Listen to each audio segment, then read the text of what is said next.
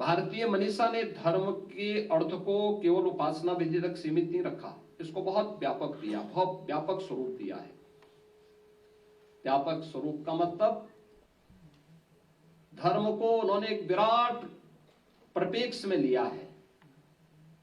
कर्तव्य, सदाचार और नैतिक मूल्यों के उस प्रवाह को जिस पर व्यक्ति और समाज का जीवन टिका हुआ हो, उस विशिष्ट जीवन पद्धति को धर्म के रूप में भारतीय मनीषा ने स्वीकार किया है।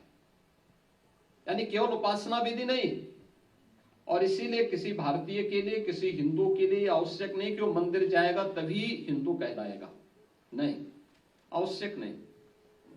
वो जाए या ना जाए, वह किसी विशिष्ट ग्रंथ को माने, यह भी आवश्यक नहीं है।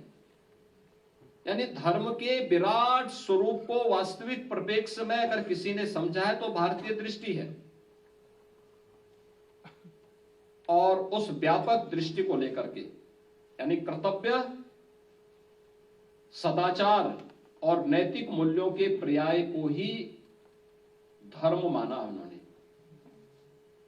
आप सोचिए, यानी हम अकर्मण्यता को धर्म नहीं मानते, पतित व्यक्ति को धार्मिक नहीं मानते,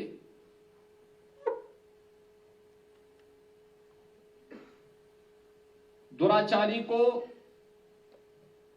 सामाजिक मूल्यों के लिए खतरा मानते हैं। आपने इसलिए देखा होगा, किसी भी धार्मिक ग्रंथ को आप देखेंगे भारत के अंदर, तो वह ऐसे लोगों को खलनायक के रूप में प्रस्तुत करता है जो इन मूल्यों से पतित हो, इनसे विरत हो।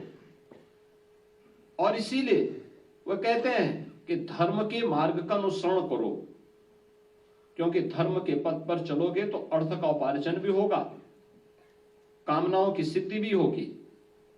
और जब ये एक एक जो 4 पुरुषार्थ भारतीय मनीषा ने माने हैं, धर्म, अर्थ, काम और मोक्ष, तो धर्म के पथ पर चल करके अर्थ और कामनाओं की सिद्धि होगी तो मोक्ष अपने आप प्राप्त होगा, मुक्ति अपने आप प्राप्त होगी, यानी आपको सिद्धि प्राप्त होगी।